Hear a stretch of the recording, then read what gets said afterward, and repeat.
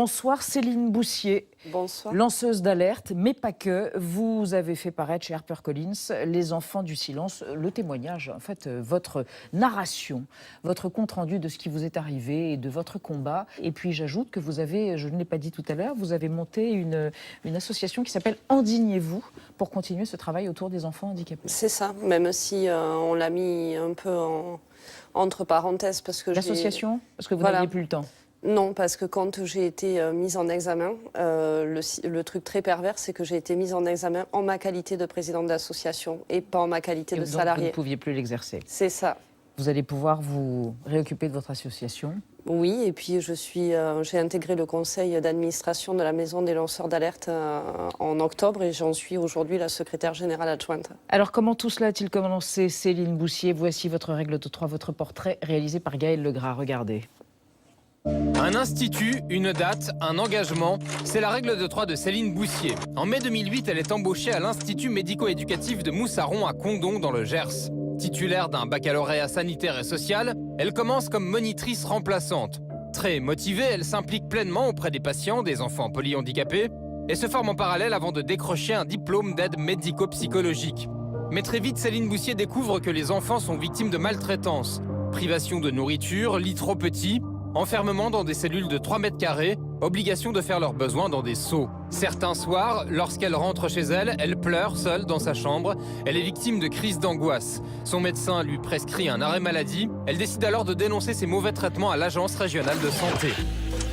Une date, le 21 novembre 2017, le tribunal correctionnel de Toulouse relaxe Céline Boussier. Son ex-employeur la poursuivait pour diffamation après 2 interviews données à LCI et Europe 1. Enfin, on peut parler. Et il faut parler. Soutenu par d'anciens salariés de l'Institut qui avaient eux-mêmes tenté d'alerter les autorités sans succès dans les années 90, encouragé par des parents d'enfants lors de l'audience au tribunal. On l'accuse d'avoir voulu prendre soin de nos enfants et d'avoir voulu faire son travail convenablement. Céline Boussier devient la première lanceuse d'alerte à être relaxée en France. Son engagement, elle le décrit comme la manifestation de son incapacité à tolérer l'intolérable. Il prend plusieurs formes, son livre « Les enfants du silence » qui retrace le combat dont on vient de parler, son association « Endignez-vous » qui accompagne les parents, les professionnels, les résidents, victimes ou témoins de maltraitance, mais aussi son action au sein de la France insoumise. Elle a été candidate aux législatives 2017 sur la circonscription d'Agen-Nérac. Avec 11,5% des voix, elle a été éliminée au premier tour. Vous êtes tous des lanceurs d'alerte potentiels. Enfin, aujourd'hui, elle fait partie de la liste des candidats France insoumise aux élections européennes. Céline Boussier, je rappelle, Les Enfants du Silence, votre témoignage. On est en 2008, vous rentrez, donc vous êtes engagée dans ce centre de Moussaron. Et au fil des ans, ce que vous allez découvrir va quasiment vous faire perdre la raison, Céline Boussier. C'est au-delà de l'entendement, c'est au-delà du réel.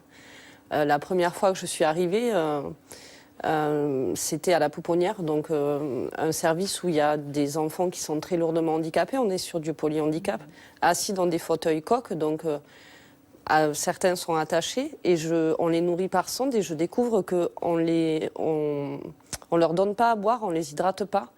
Et de suite, mon premier réflexe, ça a été comment ça se fait qu'on leur donne pas à boire?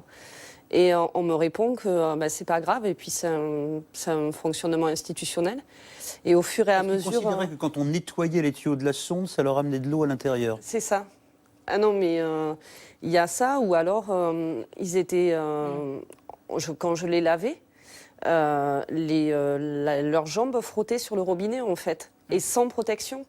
Mais ces enfants-là risquaient, et certains se sont brûlés de manière très grave. Alors, des enfants brûlés, des bébés, là vous parlez de bébés, oui. Mais des enfants plus grands. Il y a le cas de cette petite fille, Célia, que vous avez, et ça vous tordait le cœur. Il fallait l'attacher la nuit, elle était attachée, elle était vissée à son lit. Enfin, c'était une façon absolument au-delà de la coercition. Mais comme a dit mon avocat, Maître Riloff, à Toulouse, quand il m'a brillamment défendu, ces actes-là sont considérés par l'ONU comme des actes de torture et de barbarie.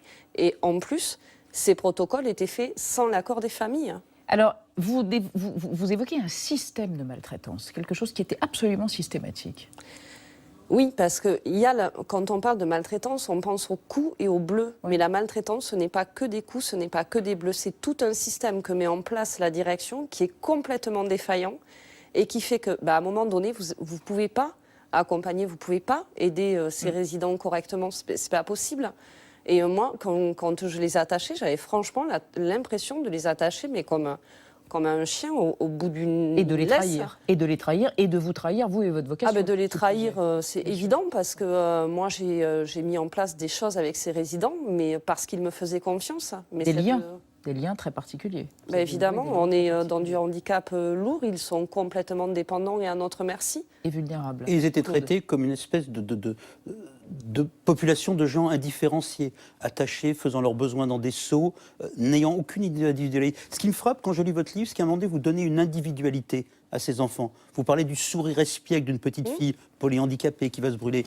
Est-ce que vous étiez la seule à voir en ces mômes 1 + 1 + 1, s'appelle Sylvia, s'appelle Martin, ou est-ce que les autres, vos collègues et la direction, considéraient qu'ils n'étaient qu'une masse informe? Ah non, tout le monde considérait qu'ils étaient une masse informe.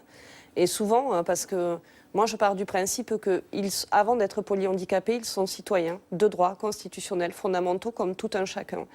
Ils parlent. Alors, pour le grand public, c'est compliqué, mais ils ne parlent pas avec la langue de Molière, mais ils s'expriment avec des cris, des coups, ils bavent, mais en fait, ils communiquent. Et moi, je leur parlais, et on me disait, mais ça ne sert à rien. Ils ne sont pas là pour des corps aux pieds, ils n'auront jamais le bac, et de toute façon, ils ne comprennent pas ce que tu leur dis. Mais c'était faux. On les déshumanisait systématiquement. Totalement. Et ce, depuis la première alerte, puisque cet a duré des années. établissement a été dénoncé en 1995. 1999, Bernadette Collignon est une des lanceuses d'alerte pour qui j'exige aujourd'hui. Je ne demande pas, j'exige que Bernadette ait des excuses publiques du gouvernement français. Elle a été accusée à tort, elle n'a pas menti, et on lui a bousillé sa vie et celle de ses enfants. Comment est-ce que vous expliquez ce système de maltraitance institutionnalisé dans cette institution? C'était quoi? C'était la cupidité des deux Thénardier? Il n'y a pas d'autre mot? Qu'est-ce qui les motivait? Puisqu'ils recevaient des subventions de l'État. Alors c'est un établissement privé financé par de l'argent public. Effectivement, ces enfants-là représentent une certaine forme de monnaie. La ministre a déposé plainte pour détournement de fonds. Il y a de l'argent public qui a été versé pour réhumaniser cet établissement. Ça n'a pas été fait, mais c'est une responsabilité pas que de l'établissement toute seule, c'est une responsabilité des pouvoirs publics et des politiques mis en place. Je le dis clairement sur ce plateau. Il n'y a pas assez de surveillance. Ils ont aussi bénéficié de couverture et de connivence politique. À l'échelle départementale? Alors, à l'échelle départementale, puisque l'ancienne directrice, son compagnon, avait des responsabilités dans un parti politique, le PS, de toute façon, je peux le dire tranquillement, et au niveau national aussi. J'ai écrit au gouvernement de l'époque, le président, c'était François Hollande, ils ne m'ont pas répondu. Non, mais c'est ça le pire. Céline Boussier, l'indifférence, elle ne concerne pas seulement les enfants polyhandicapés ou lourdement handicapés, elle peut concerner les personnes âgées, seules, vulnérables dans les EHPAD. On va parler des EHPAD avec vous, Nadia. Oui, avec des images qui sont d'une violence absolument insoutenable, qui ont été tournées dans un EHPAD d'Arcueil, dans le Val-de-Marne. C'est la famille d'une pensionnaire, qui est nonagénaire, qui s'inquiétait des hématomes qui marquaient régulièrement son visage. Ils ont placé une caméra cachée dans la chambre et ils ont vu leurs soupçons se confirmer, parce que sur ces images, on voit un aide-soignant violenter très régulièrement la pensionnaire. On le voit la traîner par les pieds et par les cheveux après qu'elle a chuté de son lit. On le voit la gifler parce qu'elle n'arrive pas à prendre ses médicaments. Il l'insulte copieusement et il ne s'émeut pas quand elle l'implore. Pitié pour moi. Alors il y a une enquête qui a été ouverte et vous dites qu'il faut davantage de contrôle, davantage de surveillance dans l'ensemble du secteur médico-social. Par quoi ça passe? Des caméras de surveillance comme là, des contrôles inopinés? On fait quoi? Il y a aussi un manque de formation évidente, parce que quand vous, en tant que professionnel, vous n'êtes pas formé de manière cohérente aux résidents que vous accompagnez, parce que ce n'est pas aux résidents à s'adapter à vous, c'est à vous à s'adapter aux résidents. Quand ça, c'est pas fait, c'est une première forme de maltraitance. Là, c'est pas qu'une question de formation, parce que la personne est visiblement cruelle. Alors après, il y a aussi à l'intérieur de l'établissement. Moi, je trouve ça quand même extraordinaire.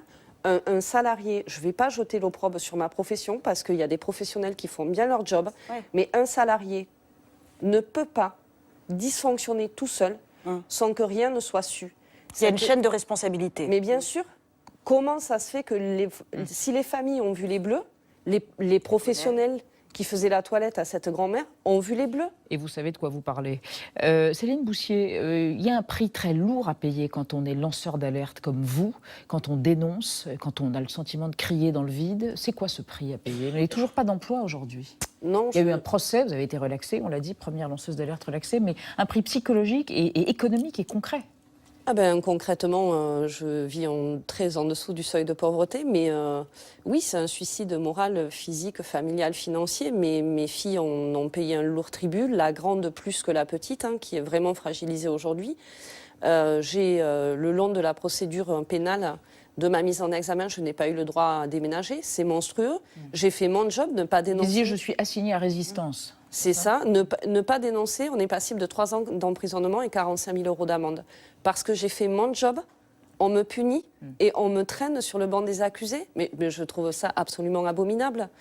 Les Ben lanceurs donc. d'alerte sont les sacrifiés sur l'autel. Oui, mais sauf que, ma relaxe, c'est quand même un formidable message d'espoir parce que pour une fois, un lanceur d'alerte a été entendu. Il y a quand même un cadre législatif, même si je dois dire que les lois aujourd'hui en France ne sont pas appliquées, la preuve, sinon je n'aurais pas été licenciée. Je pense que notre salut viendra de l'Europe. Et je le redis, il y a quand même la maison des lanceurs d'alerte. C'est une première en France, c'est une première mondiale. C'est un endroit qui permet aux lanceurs d'être accompagnés tout le long de son alerte. Merci Céline Boussier d'être venue témoigner. Merci à vous. Les enfants du silence, votre témoignage chez HarperCollins, merci encore.